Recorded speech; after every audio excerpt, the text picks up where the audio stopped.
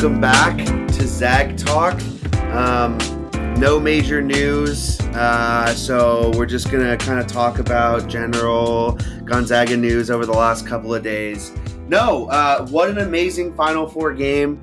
I think this is going to go down as one of the best Zag games of all time.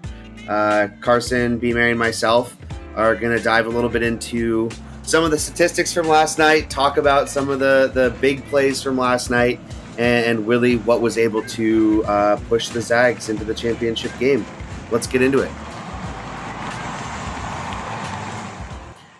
Rapid reactions. Just off the top, holy shit. What a game. Really one for the ages, just in all of college basketball, and one of the greatest Final Four games of all time, and probably one of the greatest tournament games of all time. I mean, you have both teams shooting nearly 60% from the floor. UCLA, I think, finished at 48, 49% from three. Yeah. Just insane offense. And even defensively, I know they scored a lot of points, but I mean, just hitting tough shots the whole entire game. And they really played the perfect game. If you're going to beat this Gonzaga team, they did everything you could. It just came down to whoever had the ball last, and that was Jalen Suggs. Big game, big stage, Jalen Suggs. He does it. He's done it over and over again when we needed it most on the biggest stage. And man, what a shot. Yeah, unbelievable game. UCLA did what we've been talking about this whole year, the perfect game.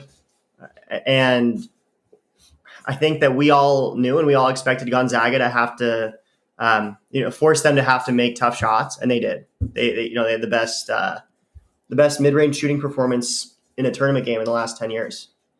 And and we've asked the question, if a team plays a perfect game, is it going to be enough to beat this Gonzaga team? And the answer is no. Thanks to just an amazing once in a lifetime Final Four buzzer beater shot from Jalen Suggs. So the one thing that sticks out in my mind is this just again solidifies the idea that Jalen Suggs made the absolute right decision, and I hope moving forward that high level high school prospects see this and say, you know what, we're not talking about Jalen Green, we're not talking about Jonathan Kuminga or whatever. We're talking about Jalen Suggs and the shot that he made, and I really hope for the sake of the future of college basketball that high level prospects see that and say, I want to have that experience too. So I think just it's an amazing shot for Jalen Suggs, an amazing shot for the team, but also an amazing shot for college basketball too. So just all around incredible game and incredible shot. Yeah, and I don't want to stray too much away from last night's game, but I think the point that you made, that last point you made about no one's talking about Jonathan Kuminga or Deshaun Nix or Jalen Green, those guys that went straight to the G League. Just a little also when we add name, image, likeness as well, if college basketball players and college athletes in general are able to get just a little bit more control over some of their name, image, and likeness, I think that'll also play a big part as well, because I think that's pretty much the only benefit, I think, and making a little bit of money right now of the G League. The other thing, major hats off to UCLA. That is, like you said, that is the perfect game. I mean, Johnny Juzang in the second half, pretty much the whole game. Jock has kind of in the first half. He's pretty quiet in the second half. I mean, Tiger Campbell, all of them, 15 plus points. Cody Riley had a double-double. They looked really, really good. They hit a couple of circus shots in the first half that kept them in the lead, and I think honestly gave them a lot of momentum. Gonzaga just couldn't quite get back into the lead until right at the end of the first half, and they closed it out the way that they said they needed to. I think it was Mick Cronin at half who said, we just want to keep it really close until the final 10 minutes, and then we play our game, and that's how we win. And he said after the game too, I think he said we won that game, and honestly, they did. They played the game that they needed to play, and there's literally, I think, nothing else they could have done better. So major hats off to the UCLA program in that game too. Yeah, I mean, we were looking at, I forgot what the tweet was, but some of the numbers from yesterday too, and just how close of a game it was. No team scored more than 6 straight points unanswered. The largest lead, I think, was 7. The game was a 1 or 2 point game for 43 minutes and 51 seconds of the 45 minutes of the game. So just wire to wire, it was a super tight game. And Johnny Juzang, it really did come down to whoever had the ball last, because he wasn't missing anything. He missed the one shot, got it right back, put it back up. And I mean, it was just crazy. It was shot for shot. Everybody in Nemhard, we thought that might be the Jordan Matthews shot, his step back 3. He hit a huge shot. Kispert had some big ones down the stretch. Obviously, Drew Timme dominated for the first 2 or 3 minutes of overtime too, and took that huge charge to get us into overtime with 4 fouls. I mean, it's like, yeah, I mean, you have to do that because Juzang's probably scoring that otherwise, but the ball is to step up and take that charge with 4 fouls when the game's probably going to overtime is just nuts. Yeah. Both players on each team showed robust stones, if you will. That charge. Oh my God. It's crazy just kind of rethinking and like reliving all the different moments that made that game so incredible. The Jalen Suggs block to the run out, to the 3/4 court pass to Drew Timme for the dunk, and then the stash celebration. I think I keep watching that clip. My favorite part of it is Mick Cronin's reaction, and he just kind of, he's kind of just in disbelief. And, I think if you read his lips, he throws a swear word out there. And it's just like, just what do you do? Like how, and I think that the other thing that really stood out to me was that, we've been talking about, who's going to control the pace of play. And UCLA likes to play really slowly and Gonzaga likes to play really fast. What was crazy is that each team imposed their will on the offensive end, and no team was really able to dictate the game on defense. It just felt like every time UCLA brought the ball up, they spent 7 seconds in the backcourt. They didn't get into their offense until about 10 or 15 seconds left on the shot clock. And once we got the ball, it was off to the races. And that was just a complete contrast in styles of like a grind it out type style of play, and a get out and runs, get as many possessions as possible, score as many points in transition as possible. It was just an incredible game that was an instant classic.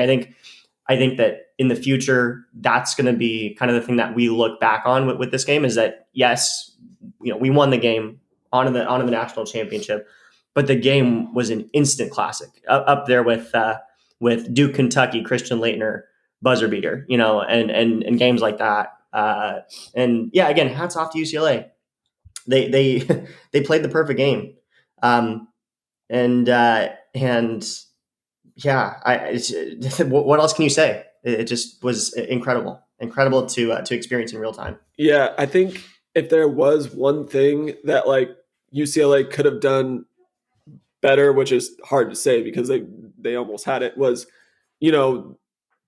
pace was decent. I was just looking at possessions. There were 74 possessions for the full game. So you're looking at regulation, they're in the upper 60s.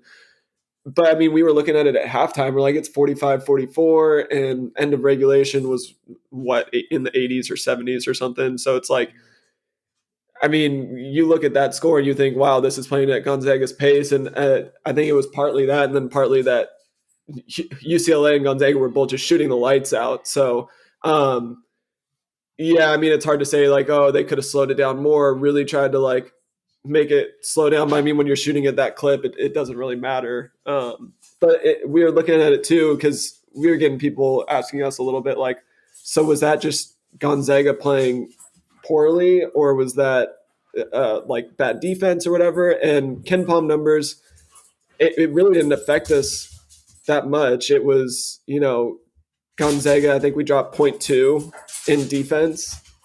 And it really was just that they played out of their minds on offense. They were the 13th ranked offensive team in the country going into it. And the fact that they were making contested long twos really isn't going to hurt your defensive efficiency numbers that much, because, what else are you supposed to do? That's the perfect shot that you want as a defense for another team to take. But when they're making 68% of them for a whole game, like I think they were 16 for 16 for straightaway mid-range. I don't remember what the exact distance mark was between.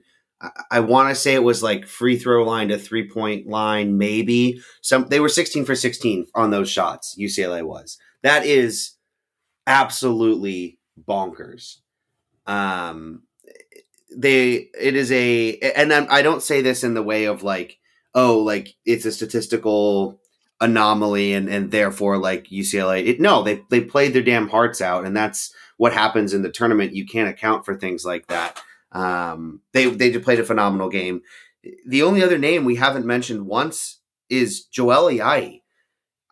Kept us going for the first 14 minutes of that game, and not that he went quiet in the second half, but other guys started to play really, really well in the second half, but his ability to score, to shoot, I think he was 7 of 7 to start the game, to keep us in that game, to make defensive plays to keep us in that game as well. You talk about UCLA neither team being able to score more than 6 points in a row.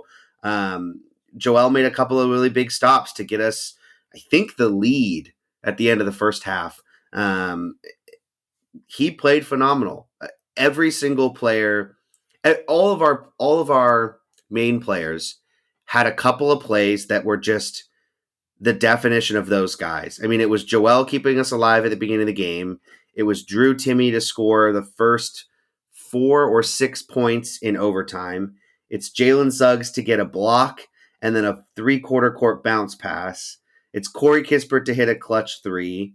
It's Aaron Cook to come in off the bench in the second half and have back-to-back great drives and score just a little bit of spark that we needed. I mean, everybody played their role last night. Everybody filled exactly what they are meant to do on this team. It clicked, and that's why Gonzaga deserved to win that game. Mm-hmm. I'm glad you mentioned Aaron Cook. I was just looking it up. He only played 9 minutes. He had 3 assists. An assist every 3 minutes. He was that spark plug. And it helped us kind of get over the hump a little bit in the first half when we needed a little bit of juice. I mean, it's hard to imagine Joel Ayayi not at least being in the conversation for going to the league this year. I mean, he's just a winner. And we've talked about it a little bit. Like, yeah, he's got a specific role on this team. He's not like the primary scoring threat. In fact, he's maybe the 4th best scorer in the starting lineup. But that combined with his with what he's done at the international level, like in the FIBA tournaments and stuff, like he's shown that he can flex those muscles too. He's just a winner. He just knows how to win. I mean, it's there's really not much more to it than that.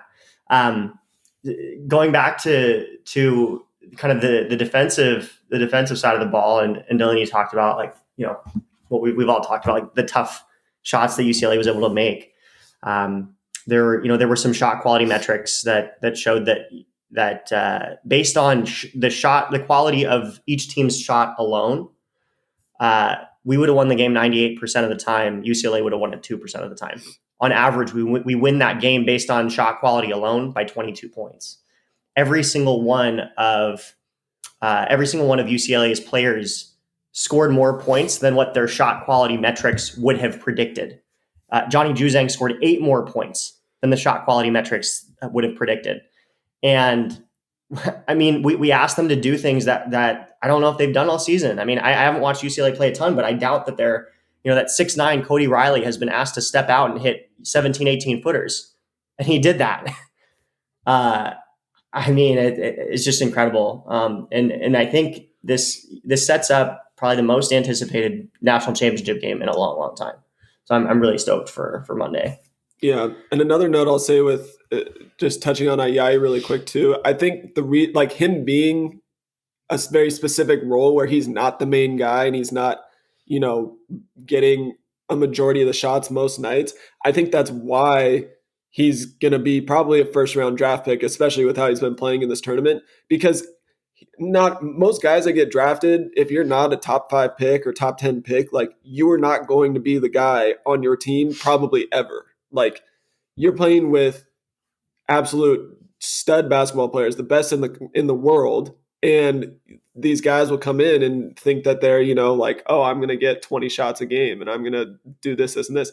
He doesn't need that. He cuts, he hits down, he knocks down shots when he's open, and he just does all the little things that's going to make him a perfect just plug and play guy in the NBA as soon as he gets there. And in terms of other guys, Corey Kispert, I know there was some stuff on Twitter which I didn't really understand fully about, I'm officially worried about Corey Kispert, or like Corey, he's not playing well or something. It's like he shot 3 of 10 from 3 in the USC game, so not great. He shot 2 of 8 in this game, so not great.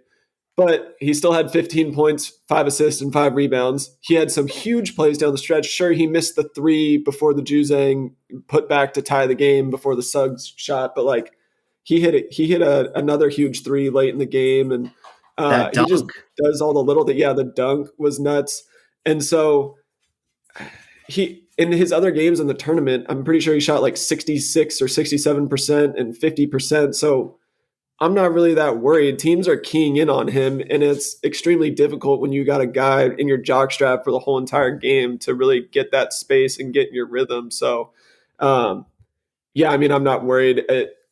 When Corey Kispert's scoring 15 points and just his presence out on the court is enough, and if he gets open for a few and he's knocking those down, like I'm fine with that. The other thing too, I wanted to call out, I think I was looking back at our first episode that we ever did, kind of following up on our first few games of the season. We were talking about how one of the questions going into this year was, do we have our guy, or who is our guy at the end of the game who's going to step up and take the big shot? And I think we had kind of all agreed that it was probably Jalen Suggs because he can create and whatever. And that ended up being the case. But like, let's look back on everything that happened in that game. And even the national TV guys were like, what happens when this Gonzaga team gets in a tight game at the end of the game, under three or 4 minutes, and can they handle that? And the answer here was a resounding yes. You had multiple guys. Kispert hit a big 3. Nembhard hit a huge step back 3. Nembhard, it seemed like anytime we needed a bucket, he kind of just took over and did it. Drew Timme down the stretch in overtime just was a stud. And then Jalen Suggs, I mean, enough said with that shot. I mean, when you're making my fiance, who does not give 2 shits about Gonzaga basketball, cry by winning a game after making fun of me saying that if we win a national championship, I'm going to cry probably. And I look at her after we all go crazy watching that game, and she's like tearing up. That's how you know that just how special of a game that was. We've talked about the good. We've talked about the amazing. I know we've talked about the bad in the sense that like UCLA had the perfect game. They hit up contested shots. That's going to hurt us. What could we have done better? Are there things we could have done better? I think there were certain times where I didn't think did as good of a job contesting on some shots as we could have. I mean, obviously one that sticks out, and I don't think this was a theme for the whole entire game, but Jalen Suggs helping down on Cody Riley and leaving Juzang wide open in the corner for a 3. Can't have that sort of lapse. I mean, you let Cody Riley beat you 1-on-1 instead of Juzang, but there was a couple others. I know Anton, it was kind of a half contest, or we were just a little bit late on a contest that I would have liked to see a little bit more. But other than that, I mean, I don't really know. We scored 93 points. We shot the ball fairly well. Free throws, this was our worst free throw game in a while. We shot 60% from the line. We were 12 of 20 something. Thanks, Anton. Yeah. But even like we missed a few front ends, or Nembhard missed 1 of 2 on the flagrant, whatever that was, on the hook and hold. And So, I mean, yeah, 60%, you don't want to leave 10 points at the line in a game like that. And we're 80% on the season. So that's one of them.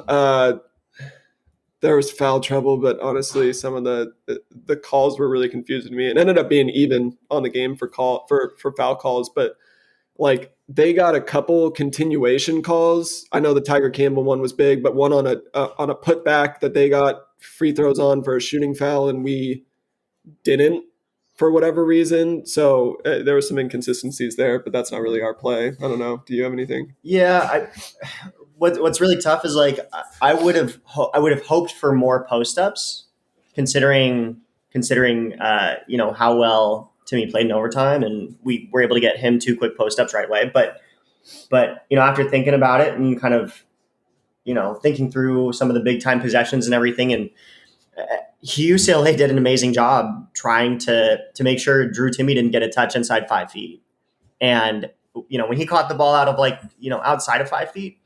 Cody Riley, I mean, he's not an amazing player. He's not a great shot blocker like Evan Mobley, but he's a big body and can just muscle guys away from the hoop. And he just happened to do it without really fouling at all. And that was just a super impressive performance by him. Anytime they had a major switch, I think they did a really good job of trying to deter those passes over the top. I think there were very few times where we were able to figure out a way to make post-entry passes when Tiger Campbell was switched on to Drew Timmy, and it happened more than a few times. I think it also helps that their guards are kind of bigger, like Jaime Jaquez and Bernard. I mean, those guys are 6'6". They're not small, and so it's a little bit of an easier switch there too. And most of the time, they would front Drew Timmy as well and try and force him under the hoop to make it tough to throw a pass over the top. So, what could we have done differently? Try and get Timmy more post ups, but at the same time, UCLA just they played it too well. It was part of their game plan, and they executed it perfectly. And with that said, it's not like we were lacking post up possessions. We average a post up on 11% of our, or scoring on a post up or shooting on a post up 11% of the time during our games. On average this season, and we hit that 11% mark exactly this game. So we still have those opportunities, maybe not as much as what would have helped us get over the hump in regulation, maybe. So that's really the only thing that I can think of. On the defensive end, you really can't ask for much more. I mean, 42% of their shots were tough long twos, and they made 17 of them. You really cannot ask for a better defensive performance, and UCLA just shot the lights out. There's really not much you can do about that.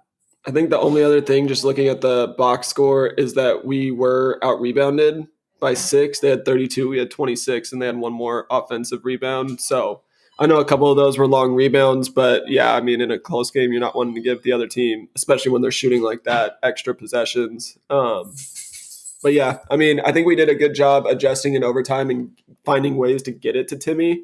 And a lot of that was off of a pick and roll and just hitting him kind of, instead of him rolling straight to the hoop or kind of fading or popping, he was finding the other guy, the guard that they were switching onto, and immediately kind of going in and making contact and creating a seal there to get the ball to him. Because once he was getting it, then he was going to work, and it was pretty much done from there. So I think we're going to have to do the same thing against Baylor too, is just find creative ways to get him the ball, because once it gets in there, I think it's kind of game over, especially if we get a switch. And Brian and I have been talking about too, just some of the guys for Baylor have been very foul prone. Vital, for one, can't stop himself from fouling and being aggressive defensively. He's been in foul trouble every damn game of this tournament. And matchups aside, I mean, like, I don't think he matches up great on Corey Kispert. He's not great at contesting 3-point shots. So, and then if it's Watson, yeah, that's probably a good matchup for him. But if he gets switched on to Timmy down low, or Kispert's attacking him, I mean, that could be foul trouble early. We could get Davion Mitchell down in the post, hopefully, and he's had some foul trouble. So we really just got to be creative in getting it into him, because he really does kind of spark everything for our offense. And if we don't have that inside presence, it's a lot easier to, I think, kind of stop us or slow us down, I guess. speaking of post ups, I don't remember which of you said in our last episode, working the ball inside on whoever is guarding, whoever Tiger Campbell is guarding. But that's exactly what we did in the first 5 minutes of that game. I think Joel had 2 and Nemhard had 1 post ups each on Tiger. On the one, he tried to get the flop call and did not get it. But I think that could be key as well. Although I think Baylor's guards are all probably better defenders than Tiger is. So that'll be a little bit tougher to take advantage of. But I'm with you guys. I mean, there's not a ton we could have done differently. The Jalen Suggs double down that left Juzang open. I think Kispert wasn't amazing defensively either. I think there was 2 or 3 where either he doubled down or was late to close out, and either Juzang or Yaquez both got open threes or relatively uncontested threes. We can't do that against Baylor. Baylor is literally the leading team in 3-point percentage in the country. We cannot leave them open threes. And they've got multiple guys that do it. So I think our defense is going to have to be at its best against this Baylor team, especially on the 3-point line, because that's what's going to sink us, honestly, is 3-point shooting. Because I think it's really going to come down to, I mean, if one of the teams has an off night offensively, it's game over. I mean, you're not getting through. Both these teams are so good that you really have to play, maybe not the perfect game or your best game of the season, but it has to be probably top 5 performance of the season. You have to be able to score the ball. You have to be able to defend, at least get some stops, obviously. And I think, I mean, these two teams, Gonzaga's offense has been better, but now it's the number 1 and the number 2 offense in the country. Baylor's defense still hasn't really rebounded from their post-COVID pause. I think they're still like 27th or 24th or something. But we know what their defense can do. They're super scrappy. And kind of like you said, I think it's going to come down to how we defend their threes, because that's where they get their momentum from, is getting somebody going, and then everybody, it just seems to pour on from there. And I think Brian and I have been talking about this weekend about how we think the way to handle it, and it'll be interesting to see what we do, is the way Arkansas handled it in the second half, where they just said, Davion Mitchell or whoever, Teague or Butler, we're going to let you drive one-on-one all day, and we're not going to help off of these shooters at all. We'll have our big guy help over, or if it's a non-shooter and they're like Vital or something, we'll have his guy help off. But the way that Baylor kills you is by getting into the lane, somebody helps, and a lot of time over helps or over rotates, and then it's just they move the ball so well after that it's going to wind up with an open 3, and they have 3 or 4 guys on the court at all times who can knock it down. So I really think it's got to be no help on those drives. If you're going to make them take tough shots at the rim all day long, I'm completely fine with that. And we saw in the Arkansas game, that slowed them down enough. Davion Mitchell had a great game, but it slowed them down enough to where if Arkansas could just, make a shot every once in a while, that they would be able to have been tied or taking the lead in that game. So it's really going to be a chess match with matchups too. And we don't really have the time to get into all that, but I think it's just going to be an absolute battle. I think it's going to be a close game, wire to wire, and I'm just super excited. Most anticipated national championship game since 2005, Illinois versus North Carolina, and hopefully it's as good of a game as that one was too. We've had a couple of games over the last 30 to 40 years where teams have scored over 80 points in the national championship. We have 2 phenomenal offenses. Do we think that this will be the first game since 1978 where both teams score more than 80 points?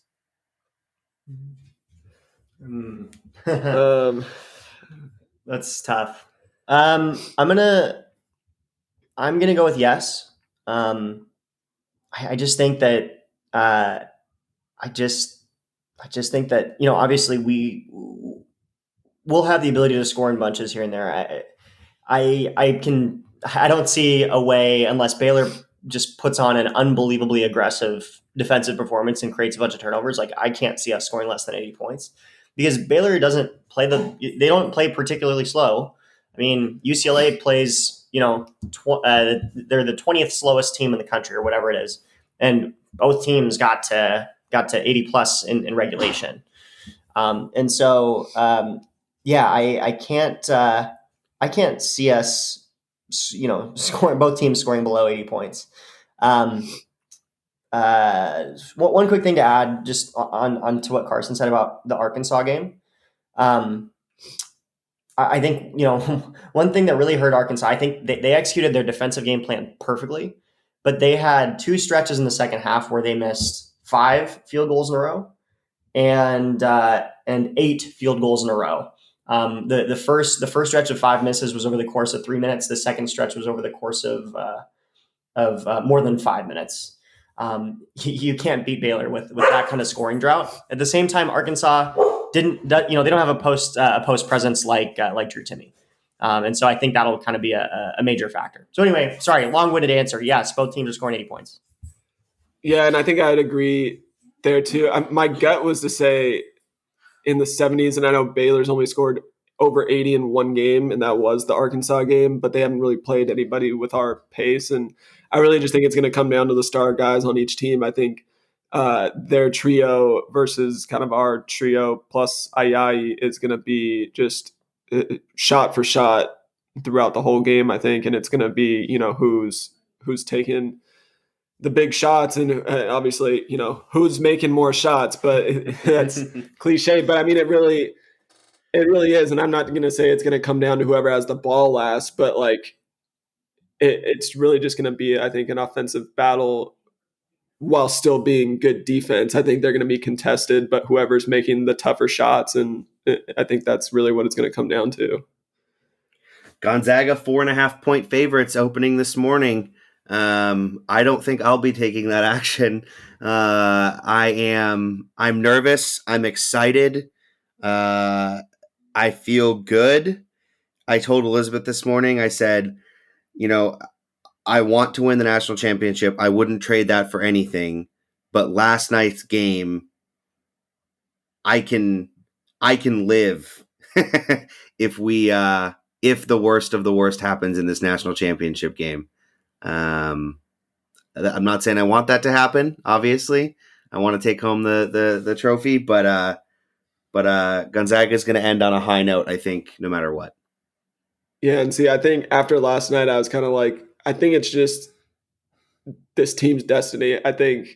You just played the perfect game against this team that any other game is probably a crazy upset, and they still find a way. Every jinx, every person saying that, they're just too good.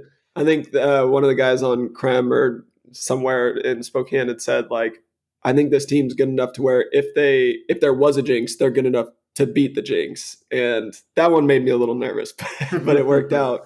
I think the one thing that's going to be interesting to see too is just on a final note, what their emotional, like how emotionally drained they're going to be from this game. I know they have a day to kind of recoup, and obviously these guys are gamers and they get up for it, but that can take out a lot on you. But I mean, I think they're going to be ready to go, and it's just going to be a battle, and I'm so excited for it. And just think about how crazy that shot is going to be if we do end up going on and winning this national championship. I mean, that Jalen Suggs shot, it's even bigger. And I mean, that's going to be talked about forever. The shot that keeps the undefeated season or makes that possible.